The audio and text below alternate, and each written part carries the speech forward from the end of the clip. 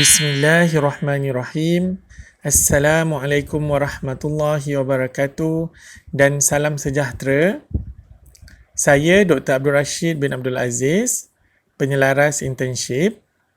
Pada hari ini, kita akan adakan siri taklimat yang pertama, iaitu garis panduan internship counselling bagi program Sarjana Muda Counselling dengan Kepujian. Baiklah, jadi saya percaya para pelajar tahun 4 semua telah pun mendengar taklimat yang diberikan oleh pihak PLIMG USIM. Jadi pada hari ini kita cuma ada satu taklimat ringkas sahaja berkenaan dengan pemilihan atau kriteria organisasi. The selections of organisation. Anda semua boleh menghubungi saya di email saya rashid@usim.edu.my ataupun di dalam grup WhatsApp Road to Internship. Kita semua berada dalam grup tersebut kan? Okey. Baiklah, untuk pengetahuan semua ya, kita ada 3 siri taklimat. Yang pertama, siri 1 ni adalah pendedahan berkenaan dengan pemilihan organisasi ataupun internship overview. Yang kedua, setelah para pelajar dapat organisasi, kita ada siri taklimat yang kedua, iaitu internship. Apa perlu anda tahu? Ianya berhubung dengan maklumat penting internship lah. Macam borang-borang yang perlu diisi, ya, cara penilaian dan sebagainya. Manakala siri yang ketiga pula adalah motivasi bekerja sebagai satu ibadah. Siri ketiga juga akan diadakan sebelum pelajar pergi ke organisasi.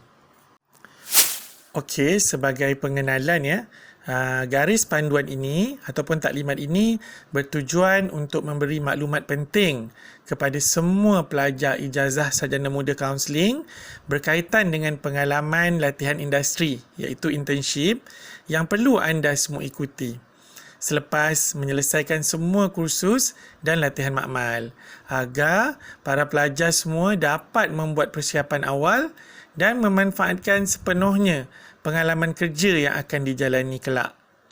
Jadi saya harap para pelajar dapat memberikan sepenuh perhatian supaya dapat memilih organisasi yang betul-betul sesuai, ya, dan terbaik untuk anda semua. Okey, sekarang kita pergi satu persatu perkara-perkara penting yang perlu difahami oleh pelajar.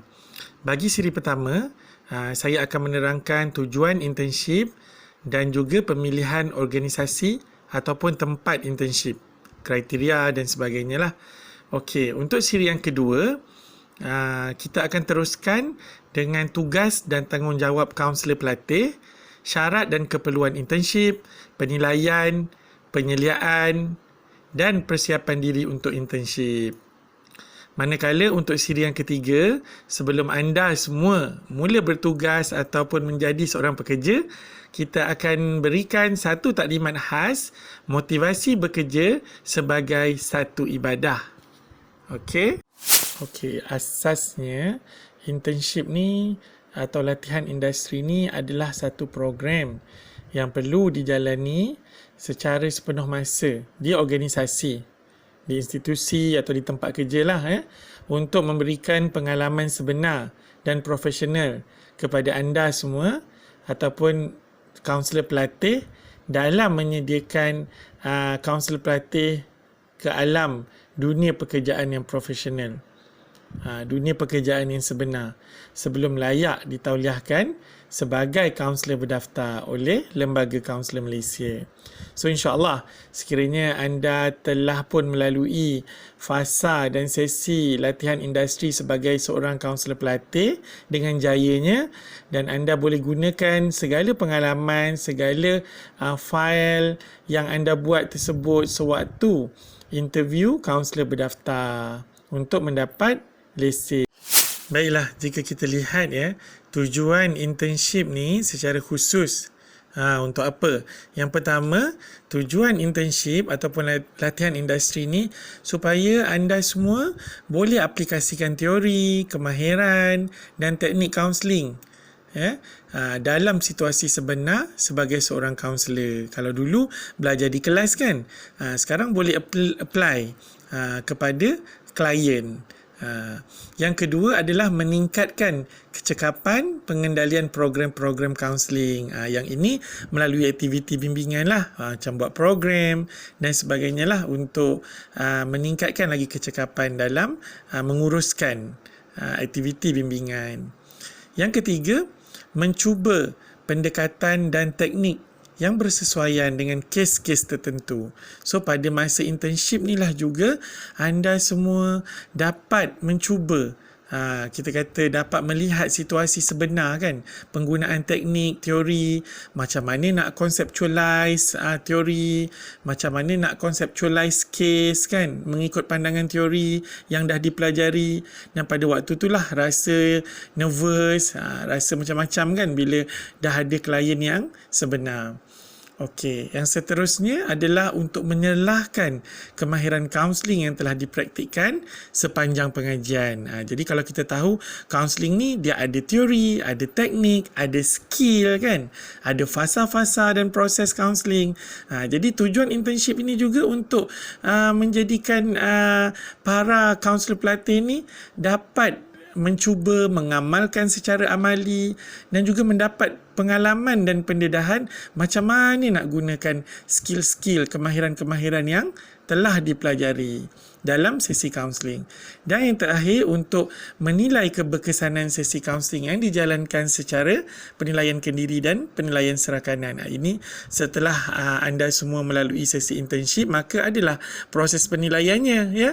Adalah proses untuk evaluate kebolehan, kemampuan, ya, keberkesanan sesi dan juga gerak kerja yang dibuat melalui penilaian oleh penyelia di tempat anda, penyelia di USIM, ya, dan ada beberapa lah kriteria penilaian. Okey, jelas ya. Sekarang saya akan terangkan organisasi ataupun tempat untuk internship. So ada beberapa perkara lah yang you all semua kena alert berkenaan dengan pemilihan organisasi ni, ya. Yang pertama, organisasi pilihan perlu mendapat persetujuan dan kelulusan pihak fakulti melalui ketua program kaunseling iaitu Dr. Nur Hafizah Syukur lah, ya.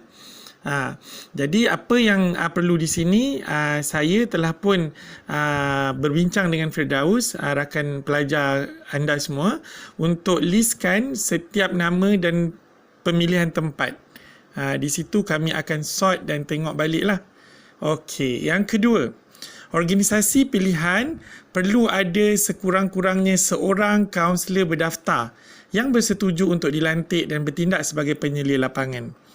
Okey, so at least di sini, di tempat yang anda nak internship nanti, di tempat kerja tersebut, perlu ada seorang kaunselor berdaftar, KBPA lah, atau Licensed Counselor, ya, di mana dia lah nanti yang akan menyelia, mungkin memberi tunjuk ajar kepada you all semua sewaktu internship.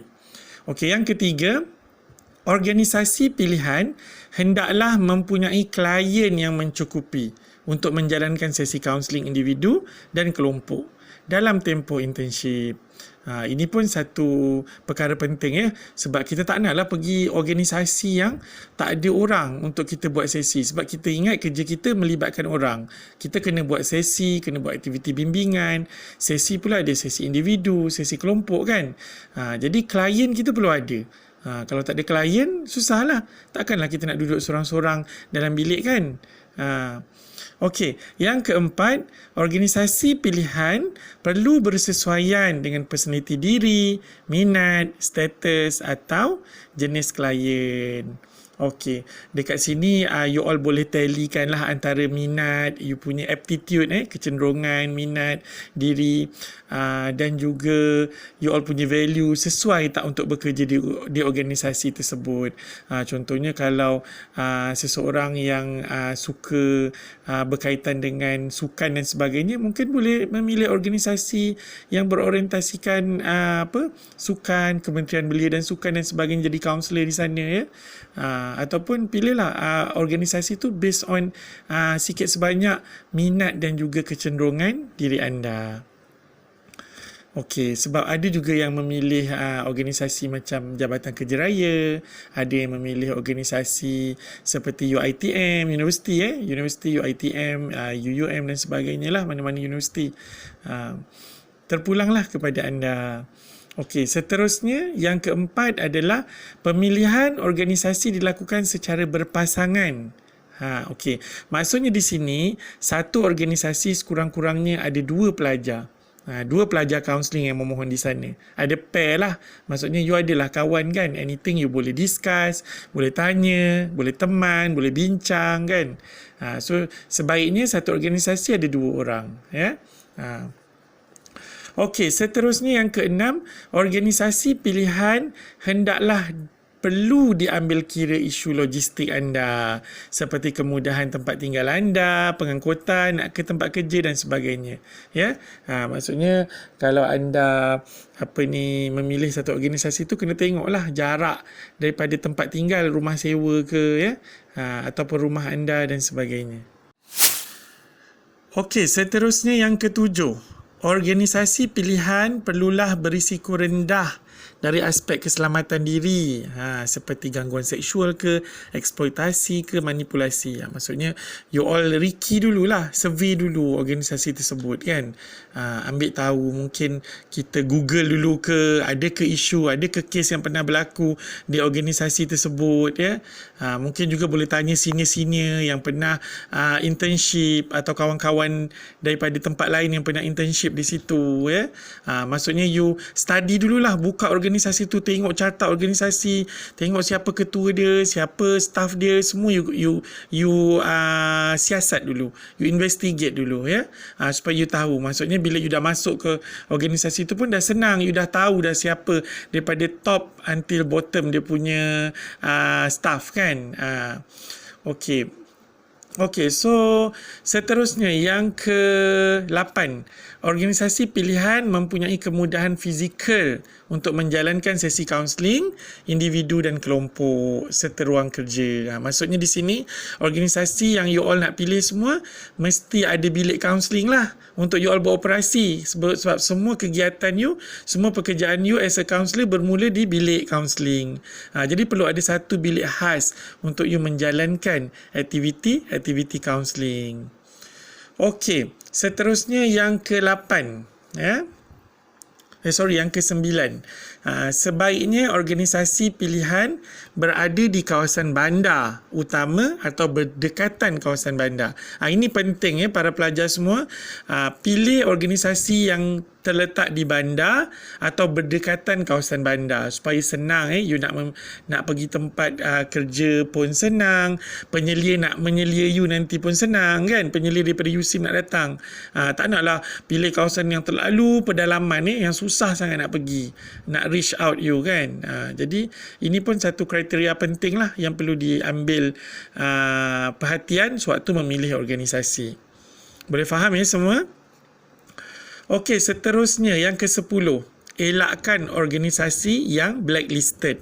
Blacklisted ni boleh tanya senior, boleh tanya mungkin sesetengah pensyarah yang tahu ya. Mungkin juga boleh tengok rekod pelajar USIM.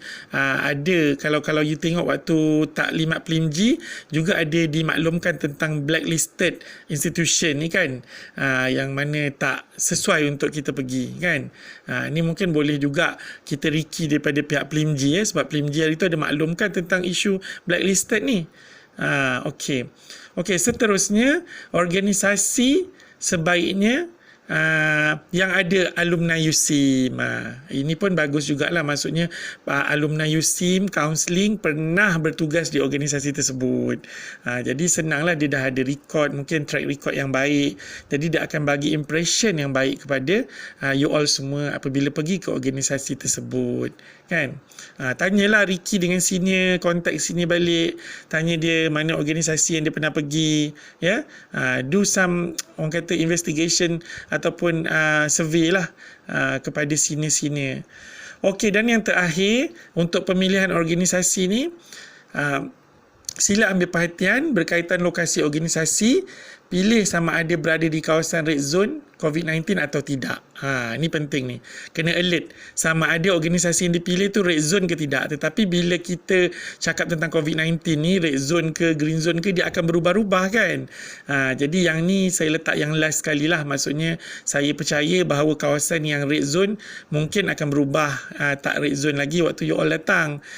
Jadi ini antara benda yang you all kena alert lah. Kena waspada juga sebab ini melibatkan isu kesihatan kan. So sekiranya kawasan tu sangat teruk dengan pandemik COVID-19, susahlah para pelajar saya nanti nak duduk di sana, isu kesihatan you all, saya risau juga nanti kan.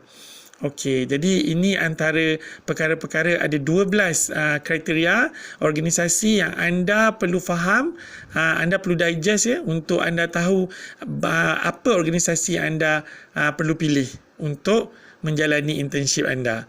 Jadi semak semulalah apa yang saya bagi tahu 12 perkara ni 12 perkara, saya harap you all alert dan ingat Okey. Sekarang kita pergi ke sistem ELI.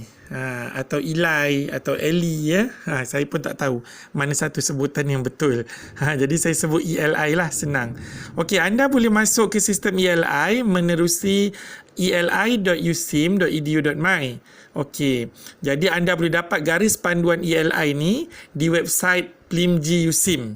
Okey, dan di sini saya letakkan juga alamat dan juga email untuk anda hubungi. Ini ada dah waktu taklimat PLIMG hari tu, tapi saya remind sekali lagi, saya bagikan information ni sekali lagi. Sekiranya anda ada sebarang masalah waktu nak isi dalam sistem ke, waktu tu sistem hang ke, atau apa yang dah diisi tu tak ada ke, ataupun tak boleh masuk nama organisasi dan sebagainya, atau ada masalah dengan you punya email dan sebagainya kan. Jadi pertama, you boleh tukar kata laluan iStudent menggunakan maksimum 8 aksara, dan sekiranya masalah tu tak solve lagi, tak ada solution lagi, sila hubungi PLIMG dengan segera.